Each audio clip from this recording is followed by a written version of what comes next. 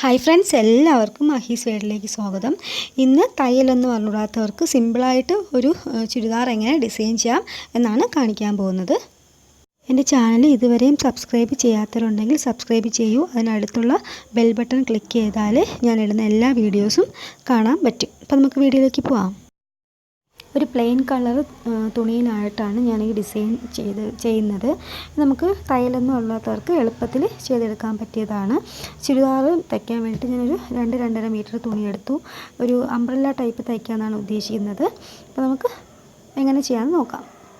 ഞാൻ എൻ്റെ അളവിനനുസരിച്ചിട്ടുള്ള കൈക്കുഴിയും കഴുത്തും വെട്ടിയ ശേഷം ലൈനിങ്ങുമായിട്ട് തച്ച് പിടിപ്പിച്ചിട്ടുണ്ട്. അതിനുശേഷം ഒരു വെള്ള പേപ്പറിൽ ഈ ഷേപ്പിലൊന്ന് വെട്ടിയെടുത്തു. നിങ്ങൾക്ക് ഇഷ്ടമുള്ള ഷേപ്പിൽ വെട്ടിയെടുക്കാം. ഞാൻ ഇതാണ് എടുത്തത്. അതിനുശേഷം ഒരു ചോക്ക് ഉപയോഗിച്ച് നമ്മൾ വെട്ടിയെടുത്ത പാറ്റേൺ ഇല്ലേ, അത് മൊത്തത്തിൽ അവിടെ ആയിട്ട് റാൻഡമായിട്ടൊന്ന് ഞാൻ വരച്ച് ഒന്ന് സ്കെച്ച് ചെയ്ത് കൊടുത്തു. ഗ്ലാസ് പെന്നോ ചോക്കോ എന്ത് വെച്ച് വേണമെങ്കിലും ഒന്ന് സ്കെച്ച് ചെയ്തെടുക്കാം. അതിനുശേഷം വെള്ള പേപ്പറോ ന്യൂസ് പേപ്പറോ എന്തെങ്കിലും എടുത്ത് നമ്മൾ ഈ ലൈനിങ്ങിൻ്റെയും നല്ല തുണിയുടെയും ഇടയ്ക്കായിട്ട് വെച്ച് കൊടുക്കണം.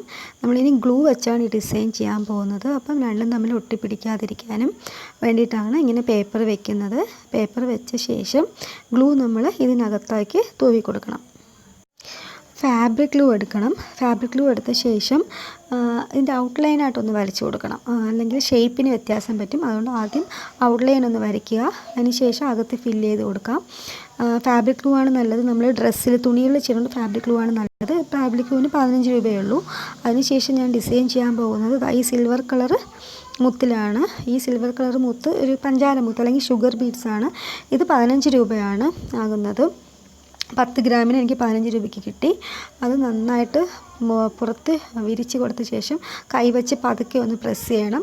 പതുക്കെ ഒന്ന് പ്രസ് ചെയ്ത ശേഷം ബാക്കിയുള്ള മുത്തുകളൊന്ന് തട്ടി മാറ്റി കൊടുക്കുക. അതായത് ബാക്കിയുള്ള മുത്തുകൾ ഒന്ന് മാറ്റി കൊടുക്കണം. അതിനുശേഷം നമുക്ക് ഈ ബാക്കി വന്ന എല്ലാ കോളംസും അല്ലെങ്കിൽ എല്ലാ ഷേപ്പും നമുക്കൊന്ന് ഇതുപോലെ ചെയ്തെടുക്കാം.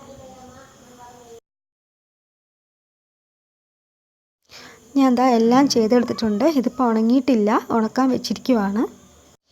ഉണങ്ങിയിട്ടുണ്ട്. ഉണങ്ങിയ ശേഷം നമ്മുടെ തുണി ഒന്ന് തിരിച്ചിട്ട് തേച്ച് കൊടുക്കണം.